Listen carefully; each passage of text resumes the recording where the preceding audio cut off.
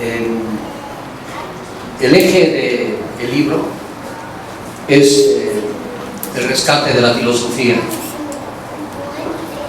y el término humanismo yo creo que es uno de los términos, uno de los conceptos más ligados a lo que podríamos entender por filosofía.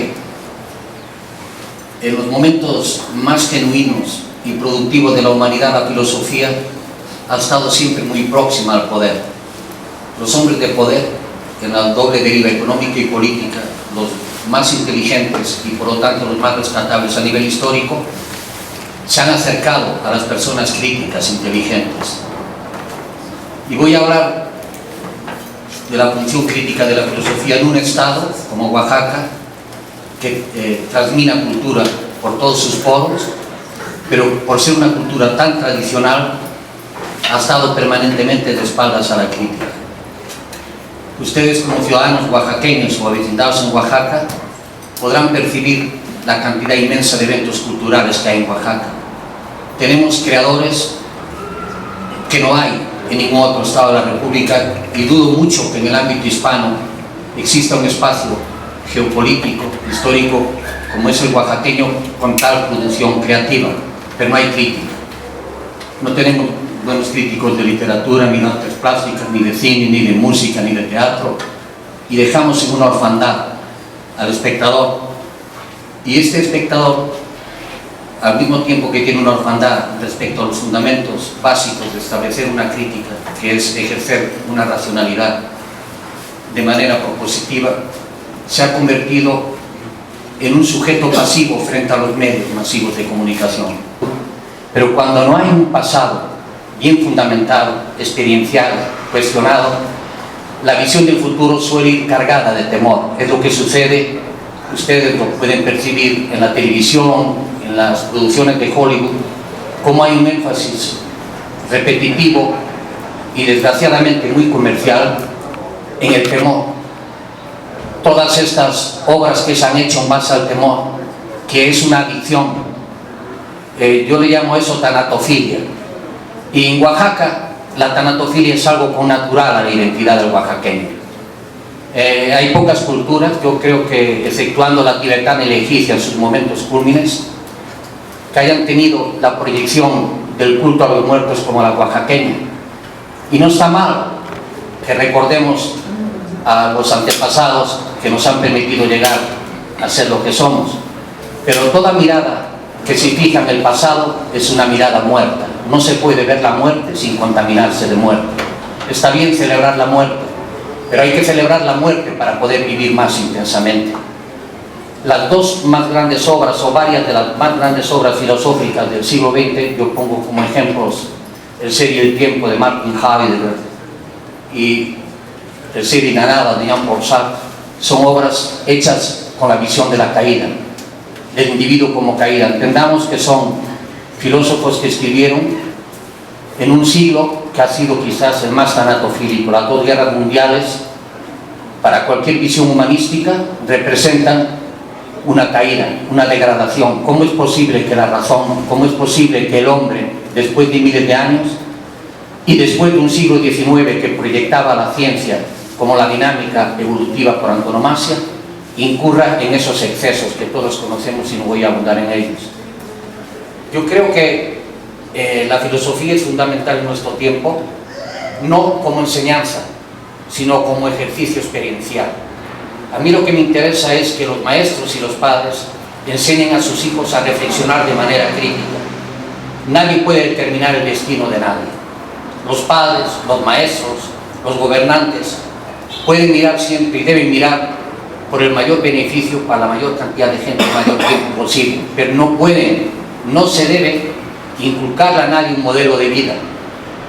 Por eso hoy en día vemos un fracaso generalizado desde la familia, la escuela, el ejercicio del gobierno, el propio ejercicio empresarial. Hay que entender que el comercio en sus orígenes fue una de las formas más genuinas de distribución de la cultura, pero hoy en día, basados en un concepto de utilitarismo sin alma, la mayor parte de los empresarios buscan a como dé lugar la ganancia y es una ganancia inmoral, una ganancia rápida, una ganancia, la mayor parte de las veces, permeada de ecocidio, de destrucción del entorno, destrucción de la naturaleza y destrucción de la sociedad.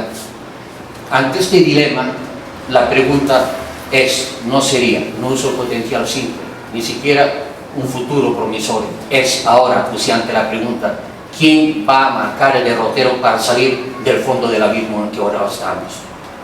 Algunos de ustedes pueden conocer a un amigo, una amiga que haya triunfado en este culto exacerbado que hay al éxito. Y la pregunta sería: ¿conocen ustedes una persona que haya triunfado, que sea feliz?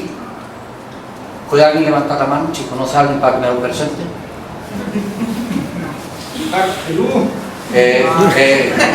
¿Convives con él a menudo? No, pero yo lo veo muy sonriente cuando lo veo. Sí,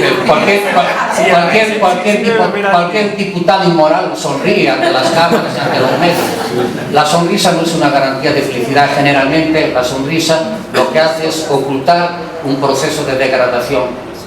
Yo he insistido que una persona que no triunfa en su comportamiento cotidiano no puede ser referente para nada. Salud.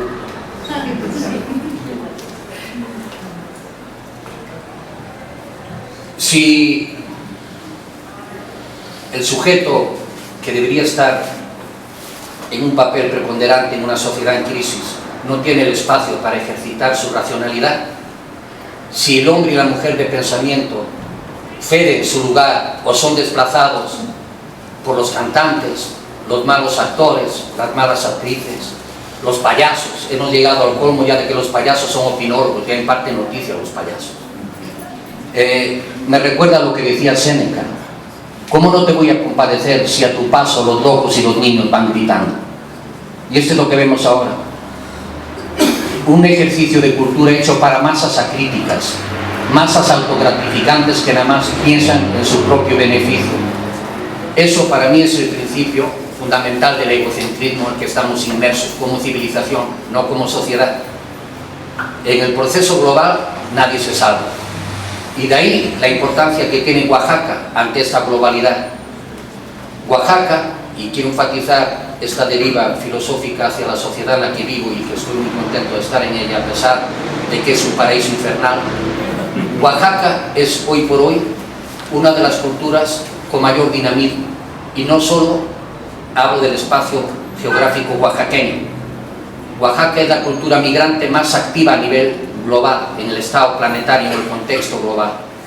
Nuestros políticos han sido muy miopes, entre otras muchas cosas, hacia lo que significa esta proyección migrante. No es nada más los $1.000 millones que mandan a las comunidades y que permiten una estabilidad que de otra manera sería impensable. Lo que está sucediendo en California, que ya se llama Oaxaca, California, no es gratuito que se le diga Oaxaca, California, es algo que muy pocos políticos oaxaqueños están percibiendo, y como diría Ortega y Gasset, quizás el más grande filósofo en la historia de la lengua castellana, lo que el hombre inteligente, el hombre de ideas debe ver, en lo que se arrastra es la posibilidad de vuelo. Y la cultura oaxaqueña está a la vanguardia de todo el mundo hispano en Estados Unidos. Y Estados Unidos representa hoy por hoy la dinámica cultural más avasalladora que hay. Yo me he quedado sorprendido, hace años que no iba a España.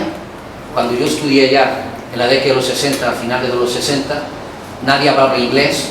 No existía el inglés porque el inglés representaba un idioma que llevaba una enorme carga corrosiva para la cultura española. Inglaterra fue siempre el gran monstruo de España. Se hizo una leyenda negra justamente para desacreditar la colonización española frente a la inglesa. Y ahora, en Madrid, los letreros de las calles, de las carreteras, las boutiques, todo está en inglés. Los chicos leen los libros en inglés. Cuando yo estudiaba, desde el bachillerato, había que estudiar etimologías grecolatinas, el latín, 3 años, y el francés. Hoy nadie estudia francés. Y los franceses no entienden esto, creen que las cosas van a permanecer para siempre por una inercia histórica. En el estado planetario va a haber un idioma determinante que es el inglés.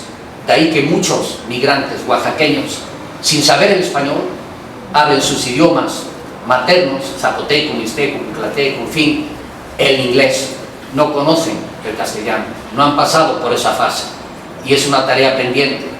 De ahí que yo propuse de una manera quizás un poco jocosa que el gobernador debería destinar una parte de su presupuesto en darle cursos a los chicos que van a migrar inevitablemente, mixtecos, zapotecos, chinantecos, prepararlos para tener cierta posibilidad de combatir frente a la adversidad en el estado planetario.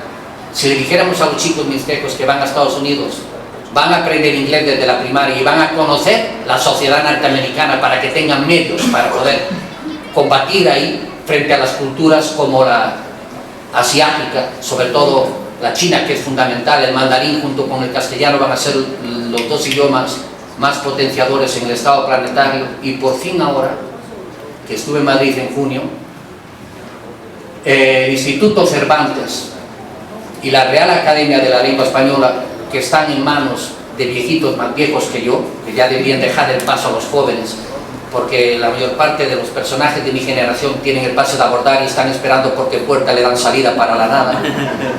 Estos señores ahora se quedaron sorprendidos y dijeron: definitivamente para el año 2050 el país con mayor número de hispanohablantes va a ser Estados Unidos. La pregunta es: ¿dónde está una política de Estado? Y no hablo del Estado oaxaqueño geográfico, hablo de un Estado federal. ¿Dónde tenemos una política de Estado para dar el impulso cultural a todas esas oleadas que estamos expulsando? No se van porque quieran irse, se van porque no pueden encontrar aquí la posibilidad de una vida digna, una vida sana, armoniosa, una vida donde se perpetúe el contacto sagrado con la tierra, que es lo que hacen los oaxaqueños que van a Estados Unidos. La agricultura fue la primera forma de cultura, y las sociedades que siguen rendiendo el culto a la agricultura representan las culturas más fuertes, más difíciles de desarraigar, por un sentido básico de pertenencia, que es la festividad. En las culturas mesoamericanas había las fiestas de las veintenas, cada 20 días se celebraba una fiesta. No hay en el planeta, si alguno de ustedes lo conoce me puede corregir, una cultura que tenga más fiestas que la oaxaqueña. Pero no podemos vivir en estado de fiesta permanente. La fiesta es un tiempo improductivo, es un tiempo de gasto, pero es un tiempo de agradecimiento a la divinidad. Se hacen las fiestas para celebrar de manera agradecida ese soplo divino que se nos ha dado para seguir perpetuándonos y seguir a través de los años transmitiendo esa estafeta cultural que nos han legado nuestros padres, nuestros abuelos, en fin, lo que llamaban en la cultura náhuatl la charla de los ancianos, el huehuetlacoli, la transmisión del conocimiento. Hoy en día es muy difícil que los padres tengan el tiempo para transmitir a los hijos esas enseñanzas. Tampoco en la escuela, porque desgraciadamente las escuelas privadas lo único que buscan es perpetuar el sistema que estamos padeciendo, buscan liderarnos para ese nuevo sistema. Y ese nuevo sistema no tiene ética, no tiene filosofía, no tiene valores. La filosofía tiene un eje básico fundamental que no está en las escuelas, está en la vida cotidiana, y es ejercer la reflexión crítica preguntándose permanentemente por los significados de lo que hacemos. ¿Por qué hago esto? Casi nadie se pregunta por qué hace lo que hace. Lo hace de manera automática o por un instinto que nos recuerda a los animales de colmilla y garra que vivían en las praderas salvajes. Casi nadie es dueño de su tiempo ni se permite una reflexión mínima a lo largo del día para realizar su comportamiento cotidiano. No tenemos en los medios gente que reflexione filosóficamente. Lo que vemos son opinólogos que malgastan su tiempo, esta es mi perspectiva, dando a conocer y estableciendo una rumia permanente de noticias de las que ya estamos saturados y que son fundamentalmente noticias de caída. ¿Qué político incurrió en una nueva inmoralidad? ¿Qué empresario está desmontando selvas para erigir cemento y hoteles? ¿Cuántos muertos ha habido en una hecatombe en un país lejano? Sismos, terremotos. Y no nos hemos dado cuenta que eso es una imposición muy bien calculada del aparato norteamericano. Y ahí encontrarán 10 años de mi trabajo, la síntesis de mi búsqueda. Pero quisiera dialogar con ustedes porque lo que me interesa es que ya que han venido aquí, se han tomado la molestia de venir aquí, podamos establecer un diálogo partiendo de la base de que nadie posee la verdad. La tesis fundamental del libro es esa: nadie posee la verdad. El principio de filosofar es la duda, pero un filósofo que se queda permanentemente en la duda es completamente prescindible. La función del hombre de ideas es estar empujando permanentemente la membrana de ignorancia con la que nos están encubriendo los que manipulan este sistema en el que estamos inmersos. Y si no ejercemos ese diálogo entre ciudadanos e intelectuales, entre ciudadanos y gobernantes, ciudadanos y empresarios, vamos a seguir generando resentimiento, y el resentimiento es la peor dinámica cívica que puede existir. Una sociedad resentida es una sociedad que vive en el odio, y una persona, una sociedad que vive en el odio está incapacitada para señalar derroteros de superación. Hay que aprender a perdonar, pero sin olvidar. Este es un punto muy importante. A mí me ha costado muchísimo perdonar a una serie de imbéciles que se han empeñado en echar a perder mi vida. Pero mi vida, como ya nació perdida desde el inicio, difícilmente un idiota la va a echar a perder más. Sin embargo, insisten porque cuando uno saca la cabeza de ese marasmo de mierda en el que estamos inmersos para respirar y se apoyan otros, automáticamente quieren cortar esa cabeza. La idea que tienen estos señores es convertir a las sociedades en grandes granjas, lo que yo llamo la conciencia estabulada, y obligar a los ciudadanos a pelear desesperadamente y solitariamente para tener un derecho, y ese derecho tiene un espacio único y determinante, que es el lugar en el pesebre. ¿Cómo puedo yo comer? Es decir, voy a tener un trabajo, aunque no sea el trabajo que me gustaría tener, pero voy a estar agradecido por ese trabajo, que generalmente me lo va a dar un amigo, un conocido, y en ese trabajo voy a fingir que trabajo porque no me gusta trabajar. Y el jefe, como sabe que yo estoy ahí, lo que no me gusta, va a fingir que me pagan, y así nos la vamos llevando en un contexto de fingimiento generalizado. Y es una sociedad de la improvisación y de la fingidura, como decían los maestros filosóficos de Huatulco. Medio mundo a chingar y medio mundo a no dejarse. El hecho de que ustedes roben la luz, de que, como ahora dije yo una estupidez, roben ese libro, porque fue un chiste, una ocurrencia. Si se toman estas cosas en serio, lo que vamos a hacer es que la sociedad carezca de referentes morales. Y ahí es donde entra la espiritualidad. La espiritualidad no es ir a un antro o a un centro, que puede ser cualquier espacio, y a pesar de que hay espacios como las iglesias, todos estos centros de predicación, donde se percibe de manera clara, nítida, que hay una energía comunal, hay un intento de comunalidad, de convivencialidad, de unificación, donde se dejan fuera todas las disensiones, todas las discrepancias, todos los odios, pero saliendo de ahí volvemos a lo mismo. Y se cree que por el solo hecho de estar media hora en ese centro, en ese antro religioso, ya uno estableció contacto con la divinidad y la divinidad perdona. Somos nosotros que tenemos que perdonarnos a nosotros mismos. La verdadera espiritualidad está dentro de uno. Yo no puedo ir a una iglesia como lugar y llegar a mi casa y madrear a mi mujer, o golpear a mis hijos, o tratarlos mal. Y voy a un supermercado o una tienda y entrego un billete de 200 pesos porque la cuenta son de 150 y me regresan 500 y dije, ya me chingué a este pendejo, a esta pendeja. Esos conceptos que parecen jocosos son patéticos, son parte de una cultura que está en estado larvaria. Y hay barbarie en Oaxaca, mucha barbarie, pero en ese fermento de barbarie donde están las identidades, lo que necesitamos es aprender a reflexionar desde una base ética. Es decir, no hacer algo que dañe al otro. Si no queremos que nos hagan a nosotros un daño, tampoco podemos permitir que nosotros dañemos a los demás. Hay que tener siempre esta reflexión, y lo digo porque yo no estoy libre de eso, por eso reflexiono sobre ello. La filosofía no es para entender un sistema y un método, y decir de memoria, el sistema de Kant es diferente del de Schopenhauer, porque Schopenhauer hay una voluntad más allá de lo que entendió Kant, y la voluntad es una fuerza bruta, ciega, y en un contexto como el que vivimos de animalidad, la voluntad más fuerte se impone. No somos bestias, aunque la mayor parte del tiempo nos comportamos como tales. Somos animales en nuestra corporalidad, pero el cuerpo no se manda solo, el cuerpo tiene una mente, y en esa mente hay un núcleo brillante permanentemente que es el espíritu. Cuando tomamos decisiones bellas, verdaderas y bondadosas, se prende esa luz y va creciendo. Si no tomamos esas decisiones, nos vamos separando. Cuanto más se separa el individuo social de ese remanente de verdad, de belleza y de bondad, más lo lleva a la chingada, ¿sí o no?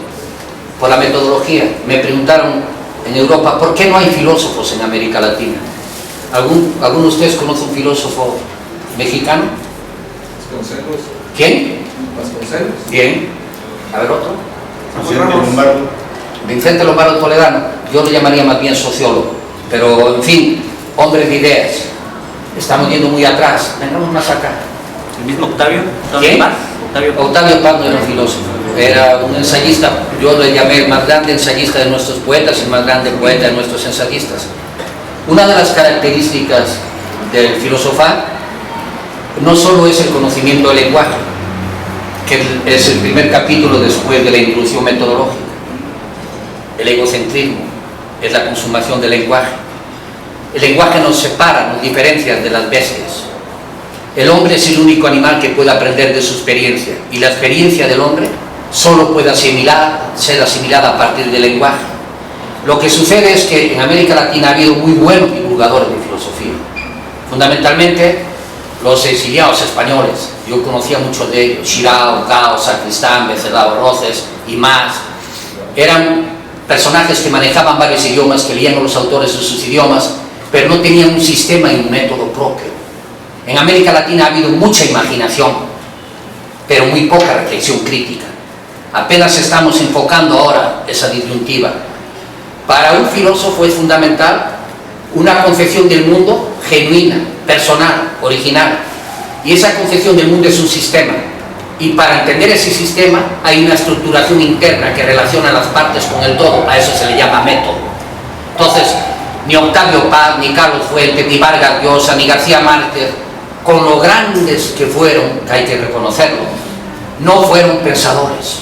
Importaban ideas. Octavio Paz se atragantó con Karl Popper. ¿Quién ha leído a Karl Popper de ustedes? Los chicos, bueno.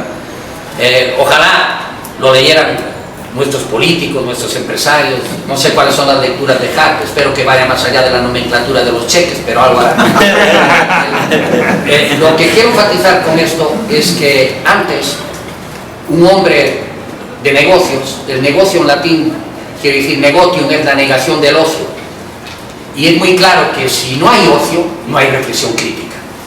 El ocio no es nada más para estar rascando la barriga o prendernos una televisión, estar con idiotas ahí, que es el punto de engorde del pesebre. El ocio es para que el hombre suspenda su comportamiento cotidiano, que tiene como eje fundamental la perpetuación y autoconservación, y busque horizontes de superación. Para eso es el ocio, para eso es el tiempo libre. Por eso yo me fui 30 años a la selva. ¿Qué carajo quiero hacer con mi vida? Y uno, pues aquí vamos, viejita, y alegrémonos porque ve la tele, están chingándose un montón ahí. Qué bueno que no estamos en Israel, ni en Irak, ni allá en Egipto. Eso, el consuelo de los tontos, suele ser el fracaso de los ajenos. Lo que quiero enfatizar con esto es que el lenguaje es fundamental, ejercer el lenguaje de manera precisa es fundamental para darle precisión a la vida. Una persona que tiene claridad en su expresión es una persona que tiene claridad en su comportamiento vital. No podemos dejar nuestra vida en manos de otras personas que no conocemos y nos conocen, y lo peor de todo, que desconfiamos. Como me dijo una vez un filósofo gallego, que no sabía ni leer ni escribir, pero tiene un chingo de dinero en Oaxaca, me dijo, de pendejo me caso y mantengo a una persona que ni es de mi familia. Se quedó soltero permanentemente y vinieron sus familiares de Galicia y dijeron: oye, gracias a este bruto, qué bueno que nos ha dejado su dinero. ¿De qué se trata buscar el enriquecimiento, tener bienes materiales, si el bien más grande que tenemos, el soplo más luminoso que puede recibir el ser humano, es la reflexión crítica? Gracias a esa reflexión crítica nos personalizamos. Es ahí cuando nos distanciamos y nos separamos de toda la masa indiferenciada.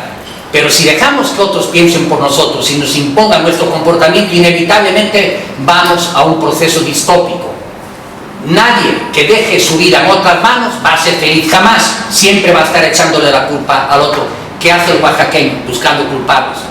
¿Quiénes son ahora los culpables? Los maestros de la sección 22. ¿Quién van a ser el año que viene los culpables? Van a sacar otra vez a Ulises. Siempre vamos a buscar culpables. Y si castigan a los culpables, ya nos sentimos realizados, ya se chingó, qué bueno que se chingue. ¿Acaso nos hacemos seres más grandes viendo cómo se chingan a los otros? Si existiera un aparato jurídico basado en la justicia, no en la legalidad, no tendríamos necesidad de estar regodeándonos en esas inmundicias. Yo distingo claramente la legalidad de la justicia. La legalidad es el imperio del Estado de Derecho, la hacen las leyes, y eso se maneja con inteligencia, conocimiento y astucia. La justicia es el eje rector del comportamiento humano. Un ser que no ha ido a una universidad puede actuar con más justicia que el que tiene doctorados y posgrados. porque en esta sociedad generalmente el que más sabe se prepara para joder al que menos sabe en lugar de ayudarlo. Entonces, ¿a dónde ibas tú con el lenguaje? ¿Por algún lado lo llevamos? Yo fui durante muchísimos años ateo, pero ateo militante, no ateo de salón. De hecho, en un arrebato excesivo llegué a calificarme como uno de los hijos predilectos de Lucifer. Y me dedicaba a matar todo lo que se movía en Huatulco, empezando por los huatulqueños, que eran los peores animales que tenían al alcance de la mano. Yo llegué a la espiritualidad a partir de la razón. La mayor parte de ustedes han sido educados en un credo que dicen: debes tener fe. Y la fe del carbonero, una fe que no piensa, que no cuestiona. Yo reniego fundamentalmente de eso. El ser humano es genuinamente razón, y la razón es lenguaje. No podemos renunciar a ese don. Yo llegué a la espiritualidad a través de reflexiones con mi racionalidad, llegando al límite de mi racionalidad. Y la existencia de Dios es tan demostrable como su inexistencia. En pocas palabras, no es un hecho verificable.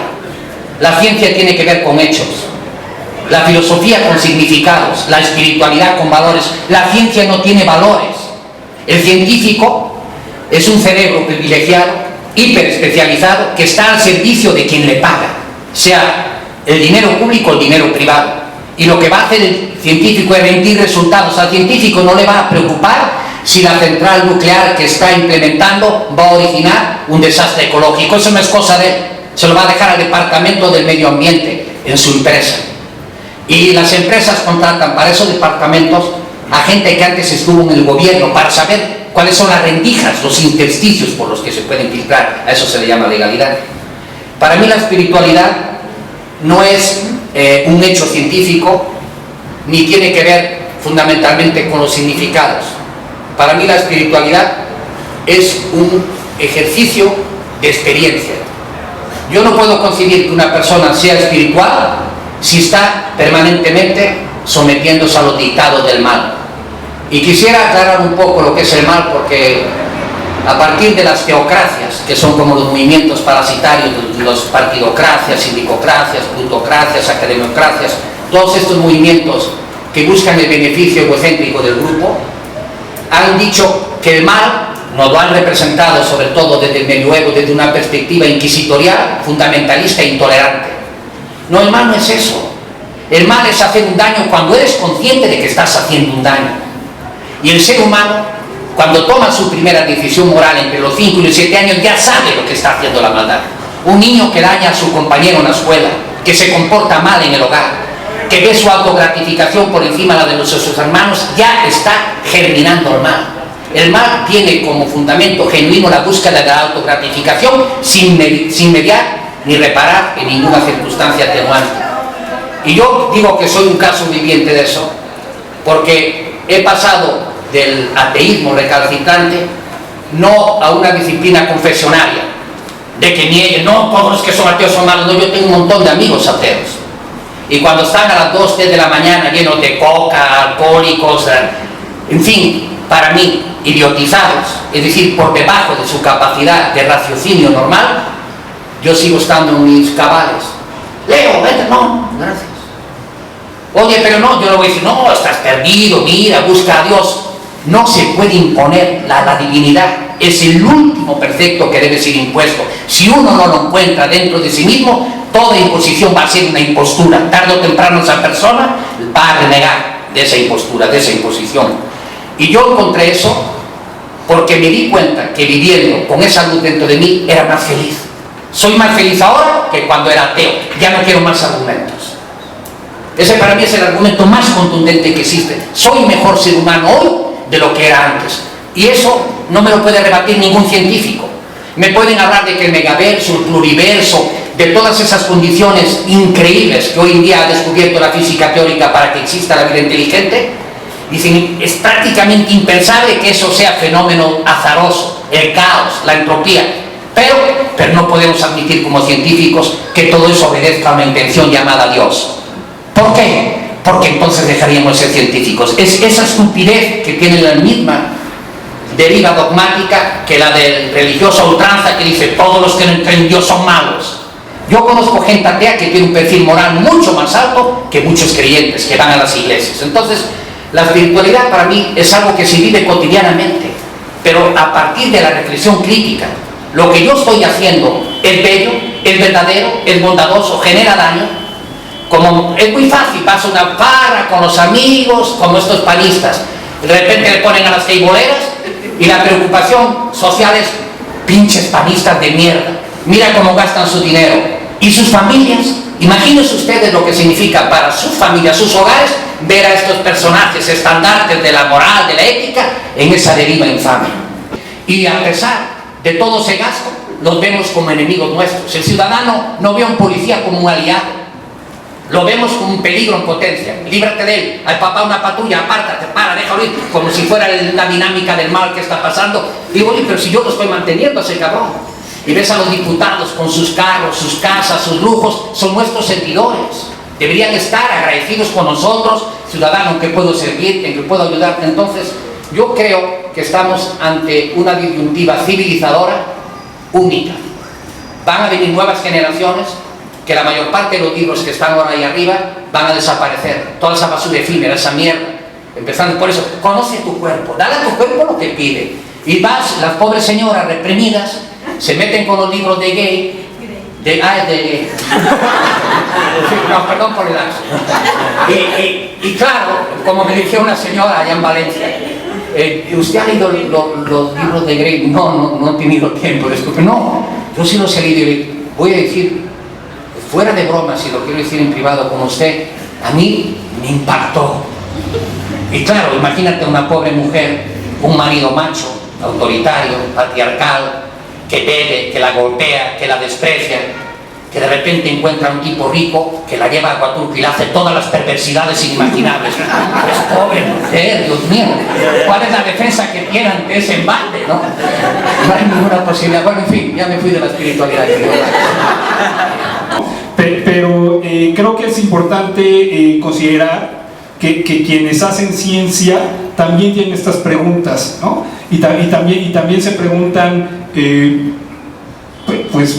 preguntas esenciales de qué hacemos, a dónde vamos, por qué hago esto, ¿no? ¿Para qué lo hago?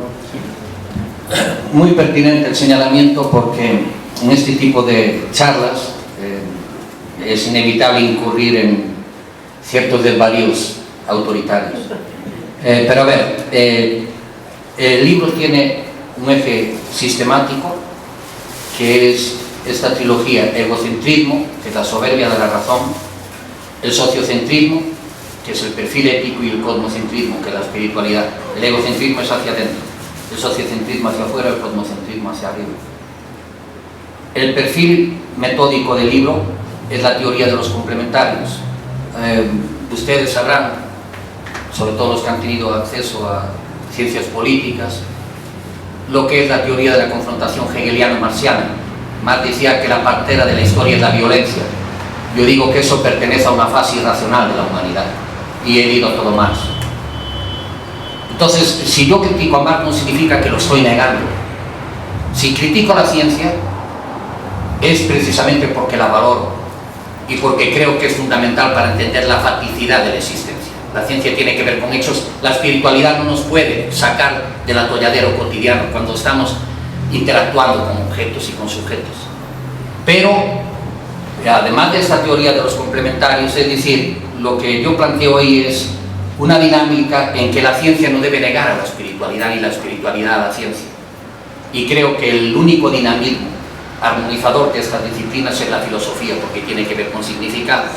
Cuando el científico deja de lado los significados, es decir, no lee filosofía, no reflexiona críticamente, y cuando el científico no se preocupa por cuestiones espirituales y se los deja a las teocracias, entonces es inevitable que vaya a la soberbia. Es inevitable. Por supuesto que como individuos hay científicos loables, lo sabemos.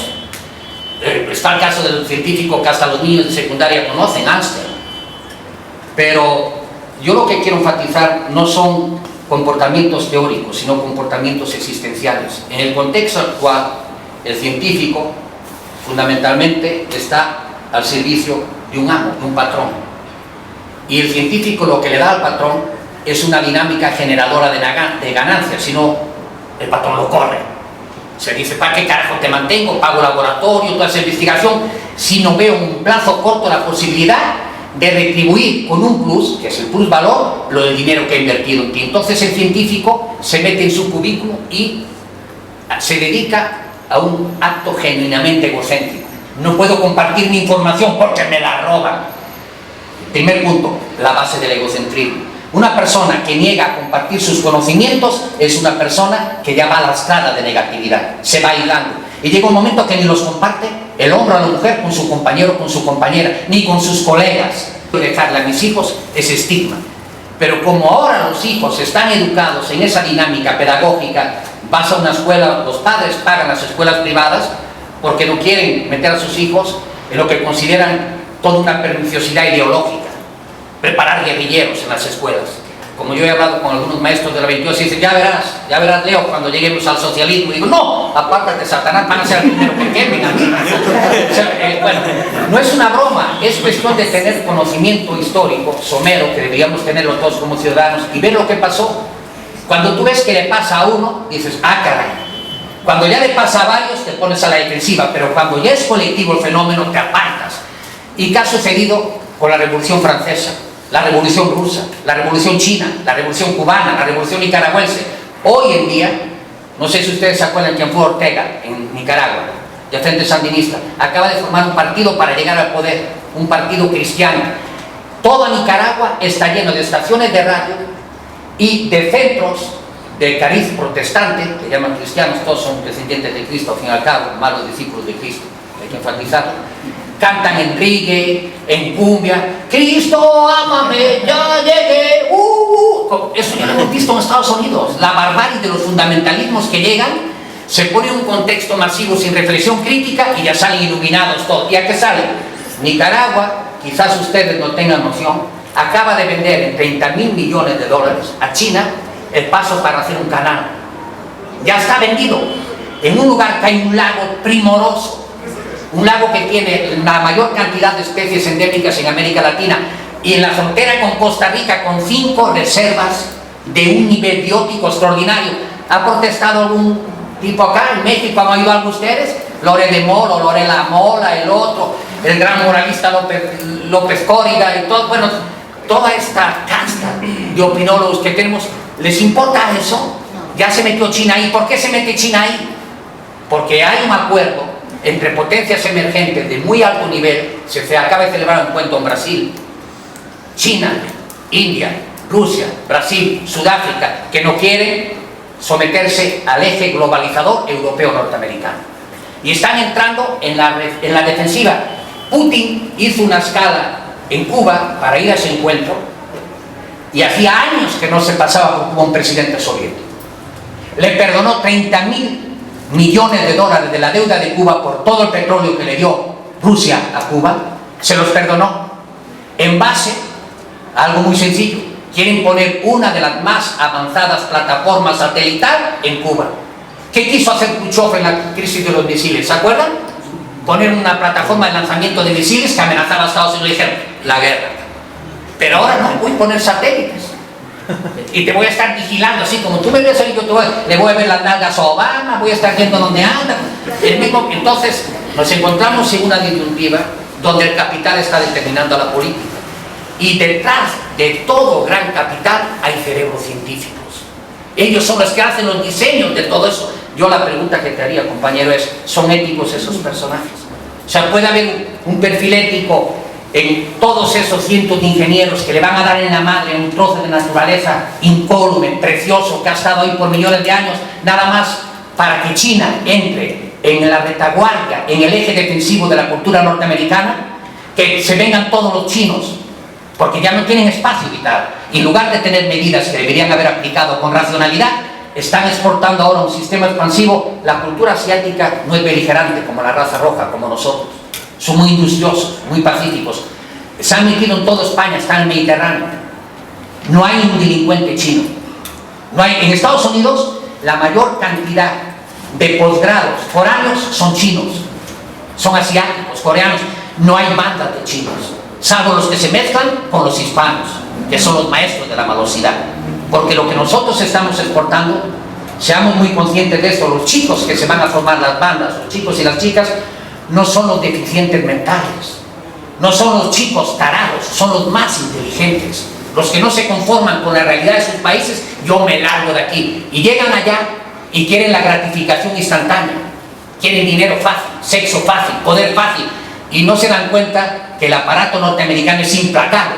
Aquí robas, sales corriendo, al día siguiente tienes un juez, le pasas una lana, ya sales libre. Allí no hay manera. Allí la disciplina, el mayor deporte en Estados Unidos es la legalidad, pero una vez que te atrapan en ese sistema no hay manera de salir, y luego vienen los lloridos. Va a la cámara y dice, ¡ay, que lo dejen libre! Lo hubiera pensado el pendejo antes de lo que hizo, pero no lo pensó porque no estaba educado para pensar. Se le hizo muy fácil, como lo hacía mi pueblo Nicaragua, o ahí en la Mixteca, que somos guerreros los mixtecos. Llegan a una civilización como esa, que es de origen inglés, que es la civilización más avanzada en cuestiones de legalidad cívica, y entran en barrena. Pero esos chicos yo los he visto, son chicos fuertes, chicas guapas, son guapas. Estamos exportando lo mejor de nuestra cultura. En fin, ya parece un discurso político. Compañeros, más. A ver, otra pregunta inteligente. A ver, hagan ruido, pero yo una... Ese no... Ahí, ¿no tiene? A ver, toma, para quitarle una a mi mujer que luego me pega. Yo me pregunto qué habría pasado si ayer nadie aceptaba gasolina gratis. ¿Qué habría pasado? ¿No hubiera sido increíble que no salieran con la suya? Pero eso tiene que venir de acá. A ver, ¿qué pasaría? Yo tengo un programa que se va a echar a andar, espero que con 500 maestros, y he hablado con los maestros, y la mayoría de los maestros están hasta el cogote de lo que está sucediendo, pero tienes que enfrentarte a un aparato de poder y arriesgas toda una disciplina de años que te ha costado llegar ahí. Entonces yo apelo a una concientización ciudadana. Es decir, si los ciudadanos dijeran, pues ¿saben qué? Ahí tienen sus escuelas, no vamos a mandar a los chicos a las escuelas. Ya veremos cómo damos clase nosotros en las comunidades. Entonces los maestros hablarían con los ciudadanos, con los padres, no con los políticos. Pero los políticos, que hay muchísimas excepciones, hay que enfatizarlo, lo que quieren es que durante su periodo de poder no se perturbe su dinámica. El político, cuando llega, hace tabula rasa con lo anterior. Dice, no, yo voy a establecer una pauta de gobierno distinta. Y cuando el político trata de mirar para adelante, dice, ¿quién sabe qué va a pasar? Si le dices al gobernador, quisiéramos hacer un programa para dentro de 10 años, dice, muy dentro de 10 años, igual regreso a Ulises, ¿qué me interesa a mí? Están pensando en la inmediatez, en el presente. Entonces, lo que sucede con la ciudadanía es que se maleduca. Entonces nos convierten en fieras. Un mal gobierno tiene malos gobernantes.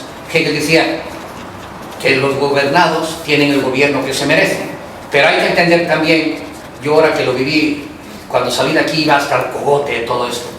Y me dijo mi mujer, vas a ver que vas a estar, cuando regreses a Oaxaca vas a besar el piso, cabrón. Y sí. Y no, y regresé energizado de ver las sociedades europeas cansadas. Todo está muy bien, es impecable, todo limpio. Hay unos lugares para pasar los peatones, nadie mira el auto, pasan porque ya están educados. Y yo, como buen provinciano, gracias, ¿de dónde bajó este pendejo? Dando las gracias por algo que es legal, es una. Bueno, lo que sucede es que la ciudadanía oaxaqueña es una ciudadanía muy consciente, tiene una identidad muy profunda y hay un sentido de comunalidad que casi no hay en otras regiones del planeta. Pero está en la fase egocéntrica. Entonces, Oaxaca tiene el mayor número de organizaciones sociales per cápita. Y significa algo muy drástico, porque hablar de organización social significa un trasfondo de carencia. Y es loable luchar para superar, salir de ese bache, ¿no? Pero están los liderazgos. Y los liderazgos, cuando agarran como modus vivendi el acarrear gente, ya jodieron a la ciudadanía. La pregunta es esta: si existen toda una serie de dinamismos y organismos sociales que van desde el Estado, la gobernatura, pasando por el Congreso, los presidentes municipales, presidentes de bienes comunales, secretarios, si está toda esa dinámica establecida de manera legal y constitucional para poderle dar atención al ciudadano, ¿cuál es la necesidad de esas organizaciones? ¿Por qué surgen esas organizaciones? Porque no funciona el aparato legal. Entonces, yo lo viví en Huatulco. El huatulqueño en estado de naturaleza no tenía problema. Tú tenías bronca conmigo, yo te mataba o tú me matabas. Y lo que tenía yo que cuidarme es tus hijos, tu padre, tu tío, tu pariente, porque me va a chingar a mí. Entonces, guardar la distancia, y si te acercas demasiado, también te chingo a ti. Cuando viene el Estado de Derecho, ya nadie chinga a nadie, viene un aparato.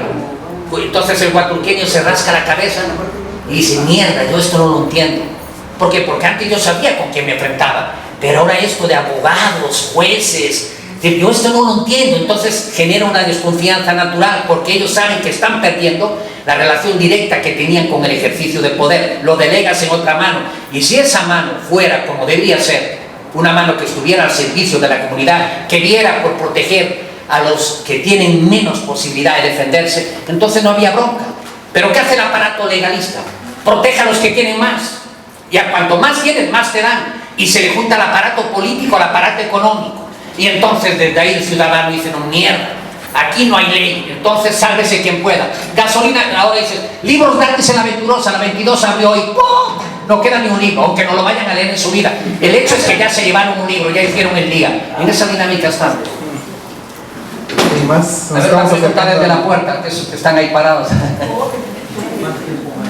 ¿Cuánto tiempo más? Pues de aquí nos vamos, hay 2 autobuses, nos vamos a Huatulco. No, no es broma, el gobernador dijo, Leo, si logras reunir a más de 10 personas, tienen todos el fin de semana gratis en Huatulco.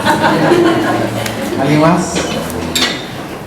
Bueno, pues gracias, de veras, gracias por haber venido, y ojalá nos acostumbremos a ejercer la racionalidad crítica, pensando siempre que estamos en una nave que nos incumba a todos, y o nos salvamos todos o nos lleva a la chingada pared. Esa es la disyuntiva que estamos. Gracias.